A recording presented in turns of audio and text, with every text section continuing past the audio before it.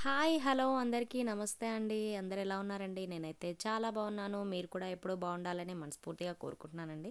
So నేనైతే మళ్ళీ మీ ముందుకి ఒక మినీ వ్లాగ్తో అయితే మళ్ళీ వచ్చేసాను. సో వీడియో ఏంటంటే ఈరోజు నైట్ అనమాట. డిన్నర్లోకి మా వారైతే ఇక్కడ చూస్తున్నారు కదా, బోటీ కర్రీ అయితే చేస్తున్నారు, మటన్ బోటీ. సో ఒక చిన్న మినీ అనమాట, మినీ వ్లాగ్ అనమాట. సో మీకు చూపించేద్దామని ఆయనే ప్రిపేర్ చేసేస్తున్నారు. ఇక్కడ అల్లం వెల్లుల్లి కూడా రెడీ చేసి దంచేస్తున్నారు.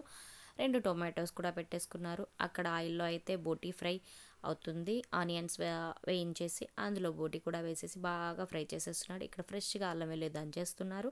సో ముందుగా మన ఛానల్ ఎవరైతే ఫస్ట్ టైం ఇప్పుడే చూస్తున్నారో తప్పకుండా సబ్స్క్రైబ్ చేసుకోండి. వీడియో నచ్చితే లైక్ చేయండి. సో వీడియో స్కిప్ కాకుండా లాస్ట్ వరకు చూడండి. మంచి మంచి వీడియోస్ ఛానల్లో చాలా ఉన్నాయి. సో ఇక్కడ టొమాటో ముక్కలు అయితే కట్ చేసి వేసుకున్నాను అనమాట. ఆల్రెడీ పసుపు అల్లం కూడా వేసి బాగా ఫ్రై చేసేసారు. అందులో టొమాటో ముక్కల మీద కొద్దిగా ఉప్పు అయితే చల్లేసి బాగా ఫ్రై చేసుకుంటున్నారు. ఫ్రై అయినాక ఇప్పుడు కారం అయితే యాడ్ చేసుకుంటున్నారు.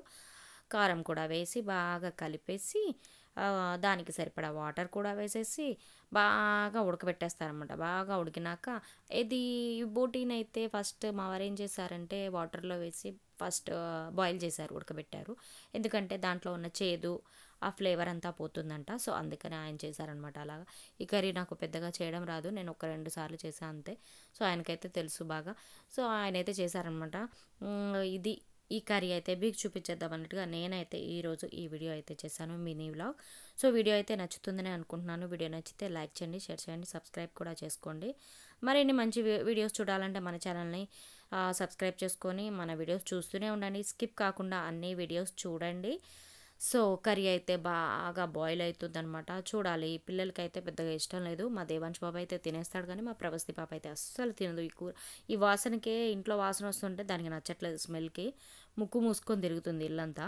తనకు అంత ఇష్టం ఉండదన్నమాట. సో చూద్దాం. తన కోసం అయితే పప్పు ఉంది.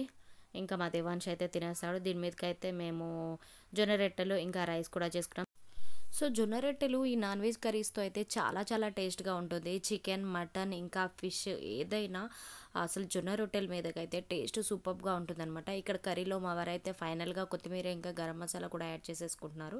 కర్రీ అయితే ఆల్మోస్ట్ అయిపోయిందనమాట. ఇప్పుడు మసాలా వేసుకున్నారు కాబట్టి కొద్దిసేపు ఉడికినాక స్టవ్ అయితే ఆఫ్ చేసేస్తారు. సో మా బంజారాస్లో ఏంటంటే ప్రతిదీ జొన్న రొట్టెలతో తినడం అలవాటు అనమాట. చాలా బాగుంటుంది టేస్ట్, చాలా హెల్దీ కూడా. షుగర్ పేషెంట్స్కి కూడా జొన్న రొట్టెలు చాలా హెల్ప్ఫుల్గా ఉంటుంది కదా. సో ఇదండి ఈరోజు ఈ మినీ బ్లాగ్. వీడియో నచ్చితే తప్పకుండా లైక్, షేర్, సబ్స్క్రైబ్ అయితే చేసుకోండి. మరొక మంచి వీడియోతో మళ్ళీ మేము ముందుంటాను. అంతవరకు బాయ్ అండి.